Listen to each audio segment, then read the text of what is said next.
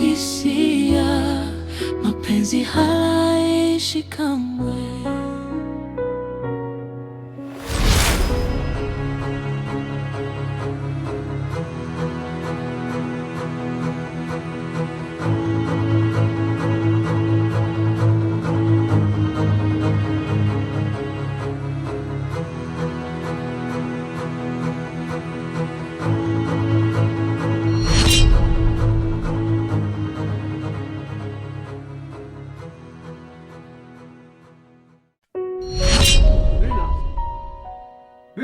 Abe. Hivi kuna kitu gani kimetokea kwenye nguo yangu? Hivi umesikia harufu ya nguo? Yaani ng'onda sio ng'onda, chura kaoza sio chura kaoza, yaani sijui ni nini kama mavi. Hebu angalia. Asa nguo si za kwako jamani Plaki. Unaniulizaje mimi kuhusu kunuka jasho? Oya, usijifanye unielewe. Mimi sio jasho langu ujue. Nimeshaanza kuzoeana huko ndani, si ndio? Mimi sijui sasa imekuwaje. Sasa utalifua tena. Sasa ole wako. Nisikie tena harufu hizo za ajabu ajabu kwenye nguo yangu. Hivi unanichukulia aje kwanza? Alafu mimi sipendi hizo mambo. Nguo zangu mimi sitaki hizo na mambo hayo.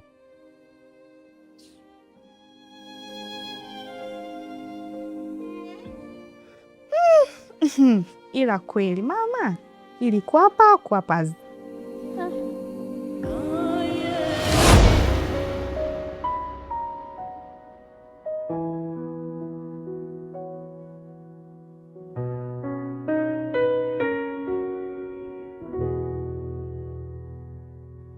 Nilipokuona moyo ukasita kidogo.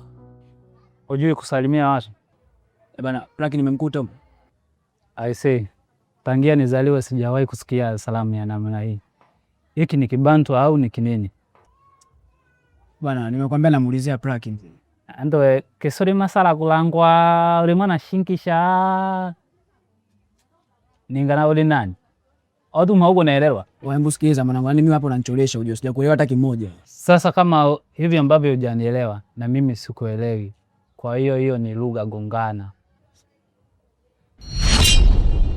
Sasa sikia sasa. Mwambie hilo kuku lako la kizungu na kufuga ndani. Mimi changu akiende bure ujue. Yaani nimemkinda mitipula yangu afu studio kwenye atuende ujue. Usiku ukifika jina lako naita, kwenye kimya cha moyo sauti yako nasikia. Binamu. Kuna vitu kama sivielewelewi. Kwa nini unasema hivyo cousin? Mimi ndio maana nakwambia, yaani wewe siku hizi unanificha sana mambo yako. Mbona sikuelewi cousin? Nyoka basi nikuelewe. Nahisi kama kuna kitu kinaendelea nyuma ya pazia kati yako wewe na Madam Oba. Kumbe ni hivyo. Wala mna kitu cousin. Just a friend tu. Naijua hiyo. Wewe uliona urafiki kati ya Simba na ng'ombe? Mbona kawaida tu. Ingekuwa hivyo navyowaza wewe, asa hivyo ngenikuta hapa sebuleni nimekaa na tamba na msuli huku na kuharakisha uniletee gahawa. Si unajua napenda kuvimba binamu yako. Utafika tu wakati. Ila kwa sasa hivi majani bado mabichi. Yakisha kauka, hata mkitembea kwa kunyeta, tutasikia tu. Una maneno sana cousin. Sikuwezi. Ila naye binamu changa mkege basi. Unajua sio utani. Madamu anakupenda. Mbona shondari tu the cousin. Si unajua mimi mzee wa heda. Mimi ndo nakwambia sasa. Maana kuna vitu sana ananiuliza kuhusu wewe hapo binamu. Mwacha mzaa wako bwana. Yaani hujiachaga tu michezo yako kunipanga. Maana mimi mbuzi afya kwa moza supu na nisijue.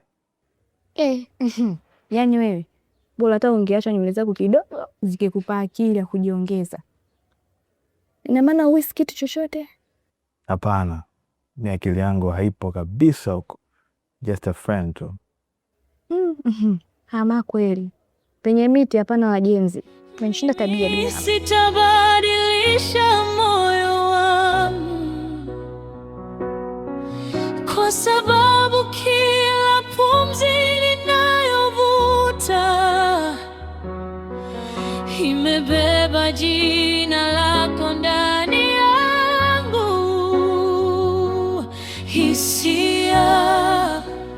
hisia za kweli moyoni, hisia zinanita kila saa. Vipi, mbona umesimama? Unaendelea na kazi zako? Alafu madam, Jordan alikuja leo kutusalimia na kaniachia salamu zako. Oh, njoo kae.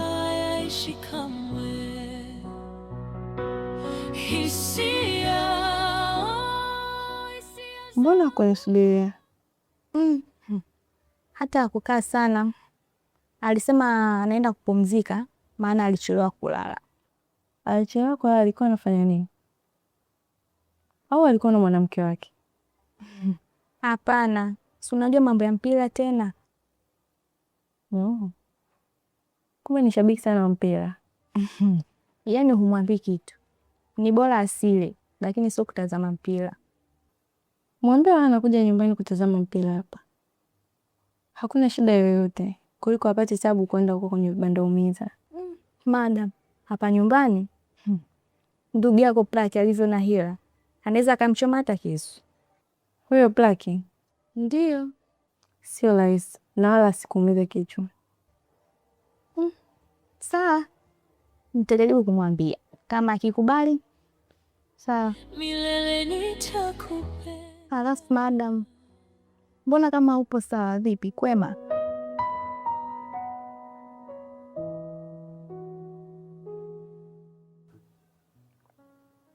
Niko sawa Brina, na mawazo tu kidogo ya kiofisi. So unajua nakaribia kurudi ofisini. Sawa. Hizo kontena 5 zitumeni katika mzigo ule wa pili unaoelekea Mbeya. Sasa. Yes, Mr. Vito, karibu. Yes, asante mkuu. Umesema Uba anataka kutoa share za kampuni na kumpa mwanaume wake? Yeah. Inavyoonekana jambo ambalo liko serious sana. Hizi taarifa wewe umezipata wapi? Nimezipata kwa yule mdogo wake Plak. Wewe umefikiria nini baada ya kupokea hizi taarifa? By the way, sijafikiria chochote kuhusiana na hili, lakini nafikiri itakuwa ni vizuri zaidi tukifanya kikao wote kwa pamoja ofisini ili tuone mustakabali utakuwaje. Okay, nadhani hivi litakuwa vizuri zaidi. Sijui nani anaendesha akija huyo binti? Ni kijana mmoja tu hivi. Huwa nishaona mara kadhaa wakiwa pamoja. Hope itakuwa ndio huyo mtu.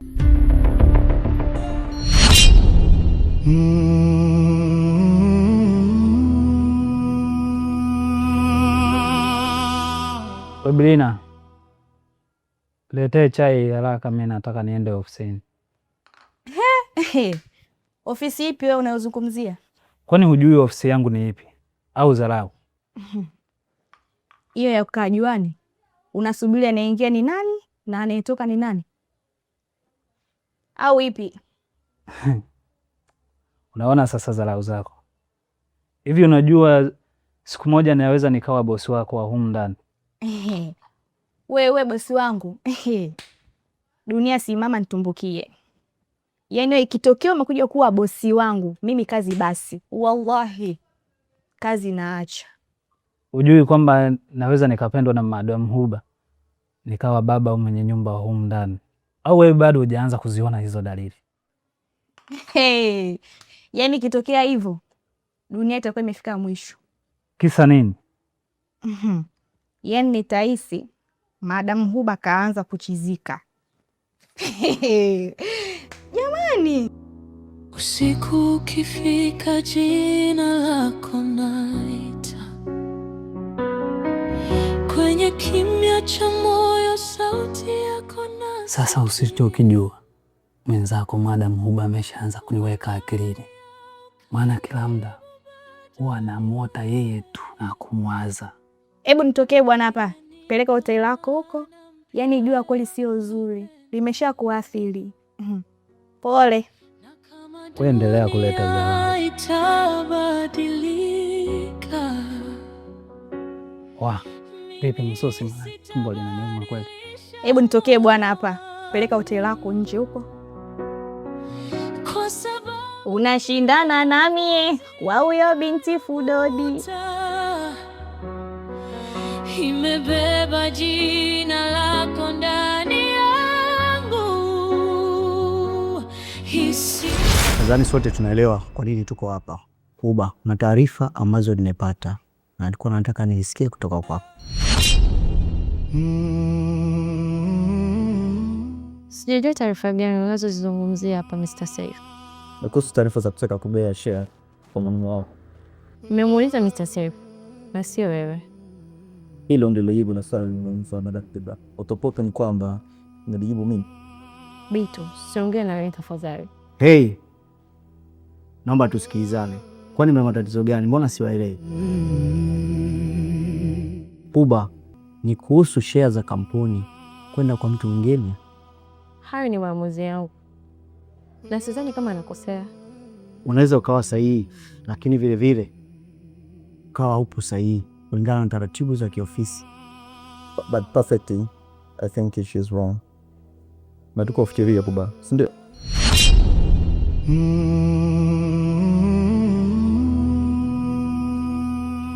Hii ana matatizo gani? Ipo sawa kweli? Sasa nimejiona na mkuu.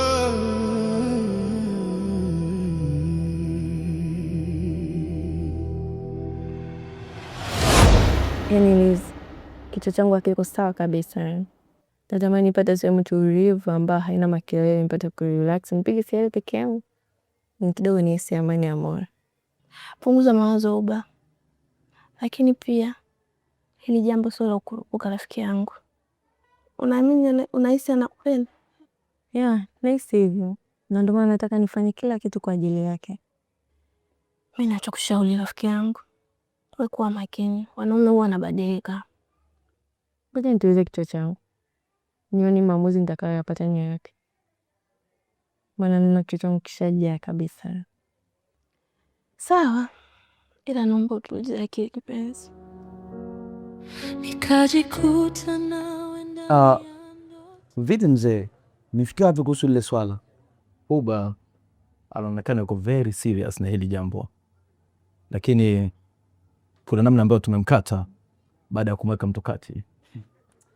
Penda dadangu, sijui kakuta na kitu gani. Yaani sikuwaza hata siku moja naweza kufikiria kufanya ujinga kama huu. Uweze jua Plaki, mapenzi yana nguvu sana.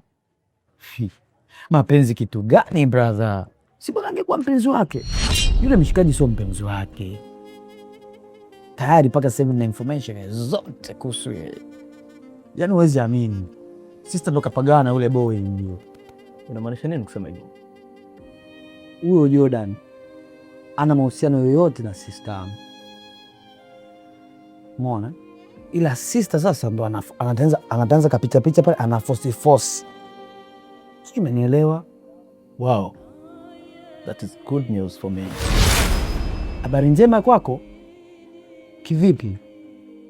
No. Kwa hiyo Huba na yule mshikaji sio mtu na mpenzi wake. Ndo hivyo mzee. Ila na kama hata wewe sikuelewi hivi. Au na ndo wale. Hapana. Mimi na wewe sasa hivi ni marafiki. Nataka tupambane. Huyu mshikaji asipate nafasi kabisa ya kuanzisha mahusiano na Huba.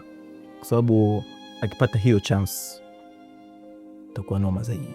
So sana nakishajua kwamba kuna kitu anataka kufanyiwa, itakuwa chap sana.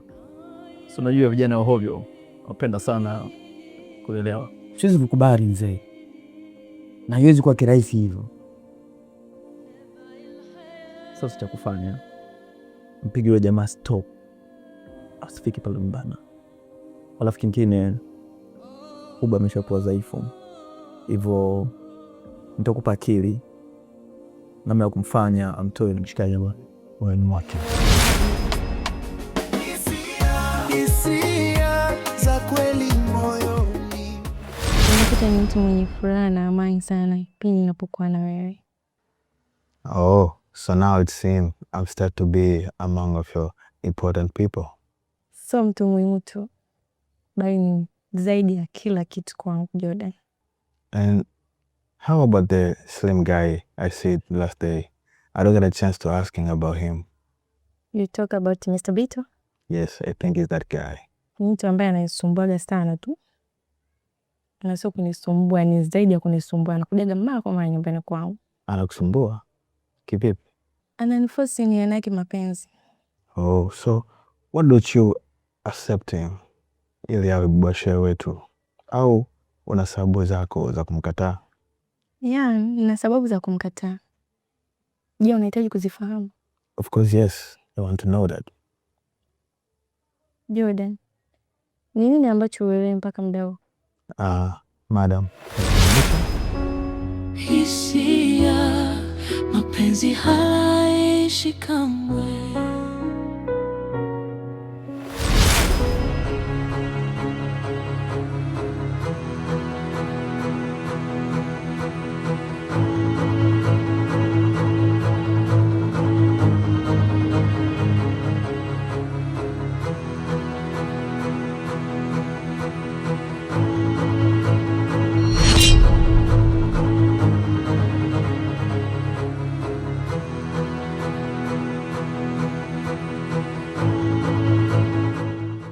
Ina maana Huba, umeona udhihirishe upuuzi wako mbele ya macho yangu. Umeshindwa kuithamini heshima yako ambayo umeitafuta kwa gharama na muda mrefu. Naona hadi aibu kukita dada yangu. Hivi unajua nini madhara ya hilo jambo au hicho kitu unachokitengeneza sasa hivi? Dada yangu msomi ambaye mzee alijitoa akatumia gharama kukusomesha ili kutoa ujinga. Leo hii elimu yako unaitumia kwa kutongoza wanaume.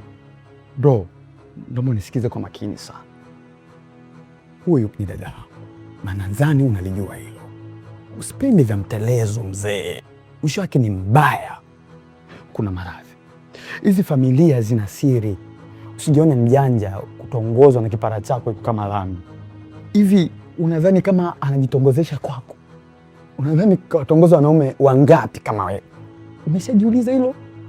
Au nakuhurumia sana Mr. Roman. Praki, tusivunjiane adabu tafadhali. Ni adabu ipi unazungumzia hapo? Sio kivunja tu. Hii naifinyanga finyanga na kuikanyaga kabisa. Hey, Mister, get up. Praki. Vipi wa mouth? Unanijua vizuri sana Huba. Usitake pachimbike humu ndani. Oya mzee, nimekwambia ondoka. Unasubiri nini? Kwenu hapa?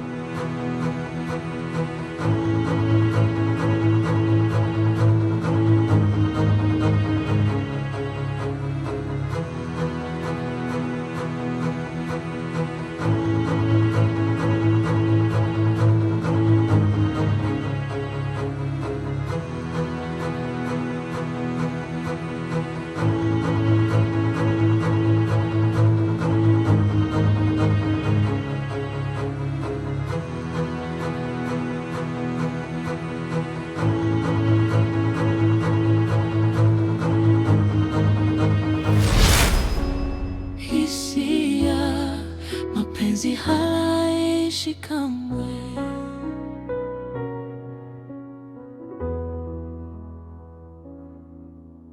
Usiku ukifika, jina lako naita. Kwenye kimya cha moyo, sauti yako nasikia. Laki mwanangu, mimi naondoka. Katika kuondoka kwangu, wewe ndio kichwa hapa kwa familia. Si unanielewa? Sasa hizo hasira zako kwa wenzio hao, Brina, dada yako, uzipunguze. Achana kabisa na hasira zako mwanangu. Sawa mama. Sio tena niko huko. Laki hivi, sijui utakuja usababisha ugonjwa urudi tena. Hiyo mwanangu. Mkelewa mama. Mimi nahitaji, nasisitiza sana muishi kwa amani. Kama nilivyokuwepo hapa, nilivyokuwa mnaishi, basi ninavyoondoka hivyo hivyo. Sitaki kabisa makelele kwenye nyumba. Kingine, umheshimu sana dada yako. amekuzidi yule umri, japo wewe ni mwanaume lakini ni mkubwa kwako. Unavyomrekebisha sio mpayukie tena kidume tena ungurume na kibesi chako tena sitaki hiyo mwanangu. Yaani wewe muite, msitize tu kitaratibu, atakuelewa. Si unamjua Uba naye? Ukiwa juu na yeye tena ndo anapanda, hakuna cha maana hapo kitakachotendeka. Usiku ukifika, jina lako naita, kwenye kimya cha moyo sauti yako nasikia. Uwe mbali au karibu bado.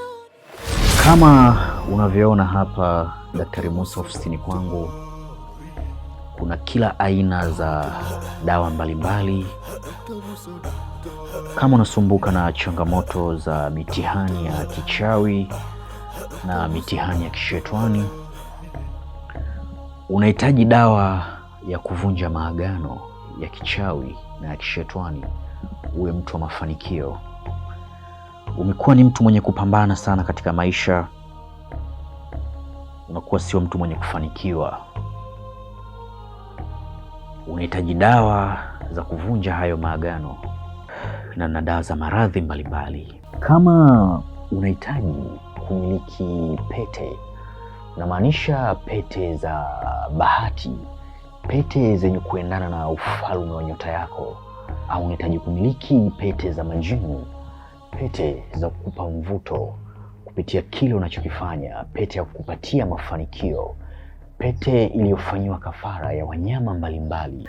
Unahitaji kujifunza elimu mbalimbali za kiroho, na unahitaji kuwasiliana na mimi Daktari Musa kwa tiba pamoja na dua, usisite kubonyeza alama ya jumlisha 255 784 120 592.